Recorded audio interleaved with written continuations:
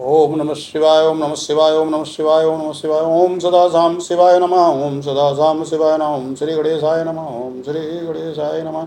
आलम्बे गिरिदालम्बे harem वडामजुम सुस्थित प्रसाद प्रत्युवार्धया यत् कृपालो मात्रण वाणी यत् कृपालो मात्रण पंडिता वेसा शरीराम ताम बाड़ी वीणाम क्राम भजे। हम लोग इस श्रावण के अत्यंत पावन माह में महाशिव पुराण की कथा सुन रहे हैं। पूर्व में हम लोगों ने मुनियों द्वारा कलयुग में के जो प्रभाव होंगे, जिससे चारों वर्ण जो पथभ्रष्ट हो जाएंगे, ब्राह्मणों का अपमान होगा, उनको नीचा दिखाने की कोशिश होगी, अन्य वर्ण अपने को स्वामी और उनको सेवक समझेंगे। इस तरह से हमारी जो स्त्री वर्ग है वो भी पतित हो जाएगा। उसका पहनावा, उसका आचरण, उसका बोलचाल, उसका अध्ययन, उसका साहित्य, उसका चाल चलन शालीन नहीं होगा, उसकी चर्चा की गई। और इस प्रकार से जो महान पाप करने वाले लोग कलयुग में होंगे, उनके उद्धार के क्या उपाय हैं, ये प्रश्न जब ऋषि मुनियों ने प्रयाग में किया तो व्यास जी बताते हैं कि उनके परम प्रिय शिष्य रोमहर्षण जी सूत जी ने भगवान शिव का स्मरण करके ये उत्तर दिया। और अब इस द्वितीय अध्याय में वो शिव पुराण के महात्म का परिचय दे रहे हैं सूत जी। सूतवाच साधु पृष्ठम साधु वर्स्त लोक हितकारकम गुरु में स्मृत्वा भवति छादे तत्श्रुतादरात। सूत जी बोले, हे साधु महात्माओं, आप सबने तीनों लोगों का हित करने वाले अच्छी बात पूछी है। मैं गुरुदेव व्यास जी का स्मरण करके आप लोगों के स्नेहवश इस विषय का वर्णन करूंगा, आप लोग आदरपूर्वक सुने। अब देखिए, व्यास जी अपने शिष्य का महिमा मंडन करने के लिए स्वयं बताते हैं कि इतने प्रकार के प्रश्न किए गए और मेरे प्रिय शिष्य तब सूत जी ने उन भगवान शिव का स्मरण करके ये जवाब दिया। और अब सूत जी अपने गुरुदेव व्यास जी का स्मरण करके उनके प्रति आदर दिखाते हुए इसका जो प्रश्न किया गया है, उन प्रश्न करने वाले साधु महात्माओं की प्रशंसा करते हुए कि आपने संसार के कल्याण के लिए ये प्रश्न किया है, ये अत्यंत उत्तम है। प्रसन्नतापूर्वक वो कहते हैं कि मैं आप लोगों से मेरा स्नेह है, इसलिए इस विषय का वर्णन करूंगा।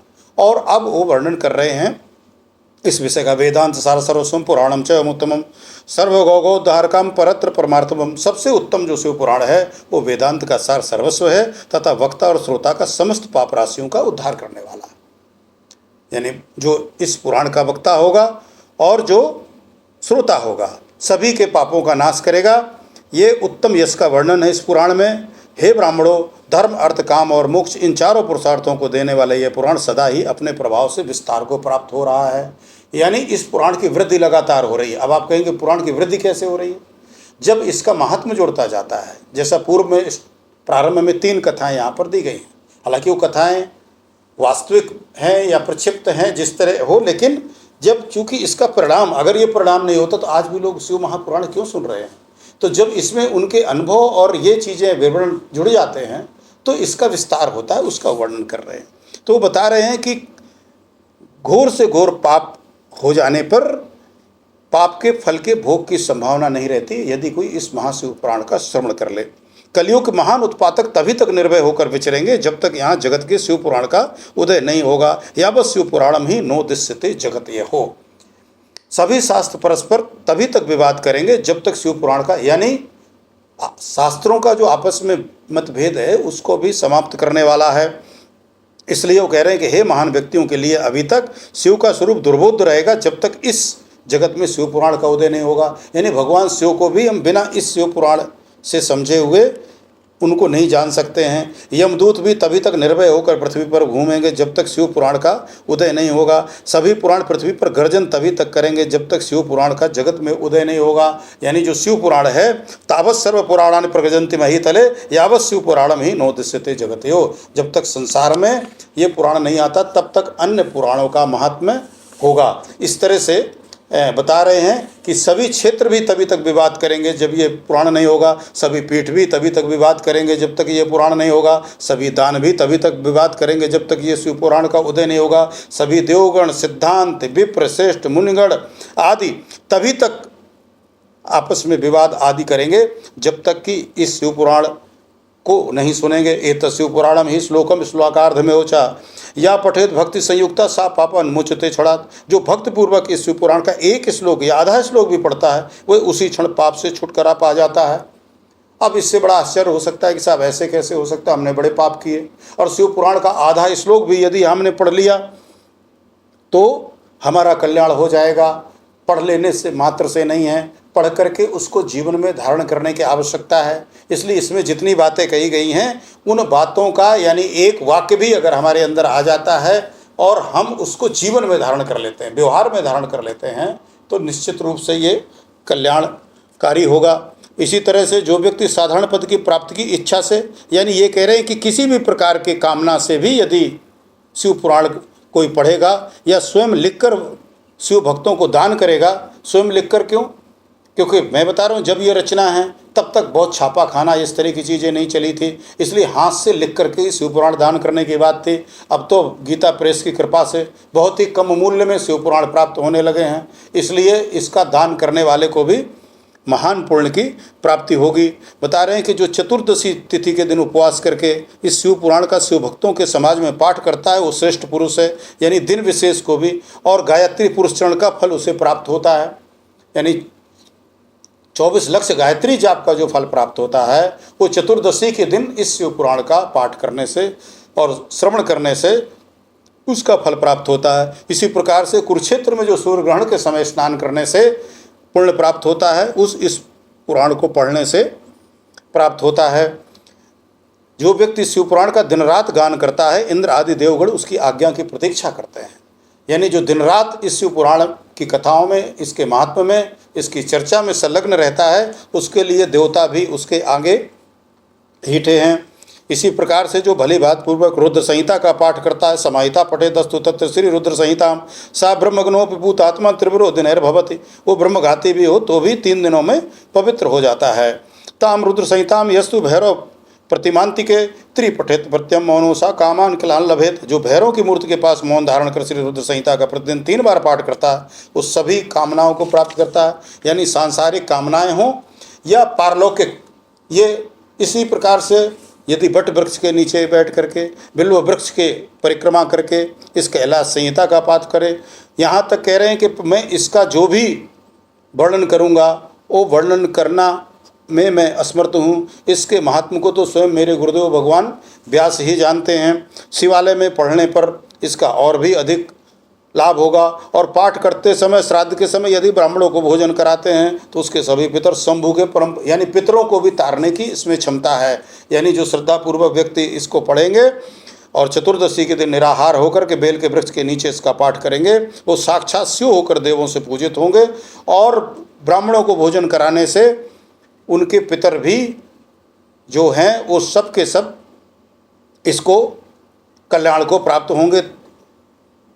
इस शिव पुराण को वेद के तुल्य माना गया है। इस वेद रूप पुराण का सबसे पहले भगवान शिव ने ही प्रणयन किया था। यानी जो शिव पुराण है, जैसा हमने कहा था, स्वयं भगवान शिव का ये वाङ्मय स्वरूप है, तो इसका प्रणयन भगवान शिव ने ही किया था। तदिदम शिवमाख्यातम पुराणम वेद संहितम निमित्तम तत्शिवेनैव प्रथमम ब्रह्म संहितम।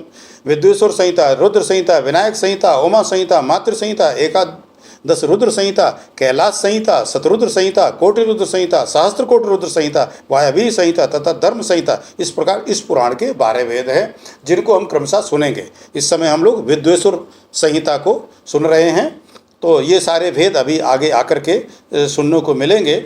और बता रहे हैं कि यद्यपि इस पुराण में जो मूल पुराण था उसकी 1 लाख संख्या थी, लेकिन व्यास जी ने कलयुग के लोगों के पास समयाभाव आदि को देखते हुए और शारीरिक और आर्थिक लोभ और इन सब चीज़ों को देखते हुए इसकी संख्या को संक्षिप्त करके इसको 24,000 श्लोकों में आबद्ध कर दिया है, जो हम लोग इस पवित्र पावन मास में इसको हम सुनेंगे। और इसके जो है 18 भाग हैं।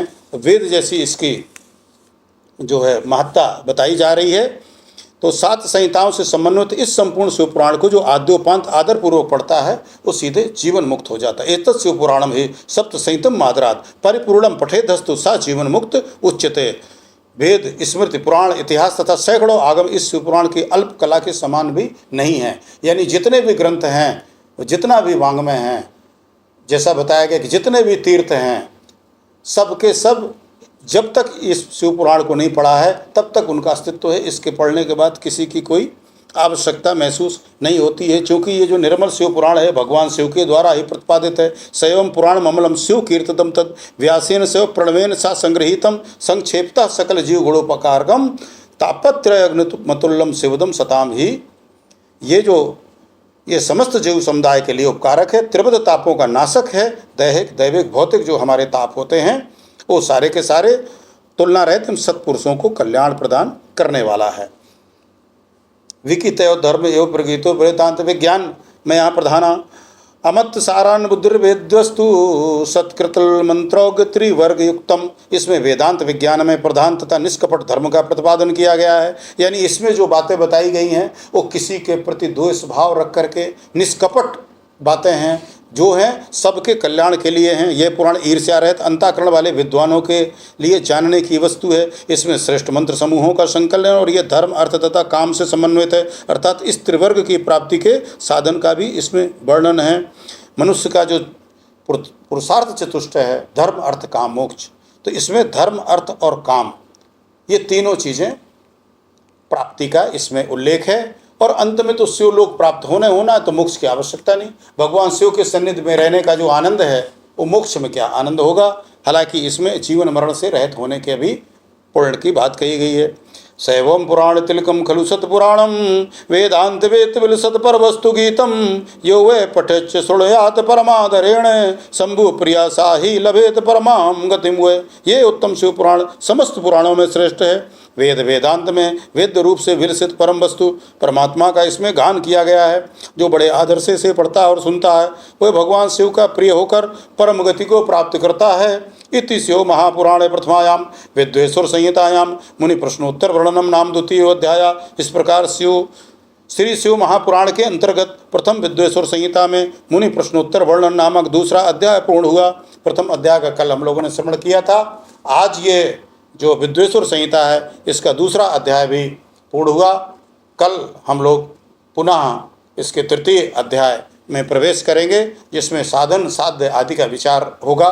बहुत ही महत्वपूर्ण ये कथा होगी। इसको जरूर सुना जाए और बार बार सुना जाए, जिससे सभी का कल्याण हो सके। आज के लिए इतना ही। ओम नमः शिवाय, ओम नमः शिवाय, ओम नमः शिवाय, ओम नमः शिवाय। वागार्थायु संपृक्तौ वागार्थ प्रतिपत्तये जगता पितरौ वंदे पार्वती परमेश्वरौ।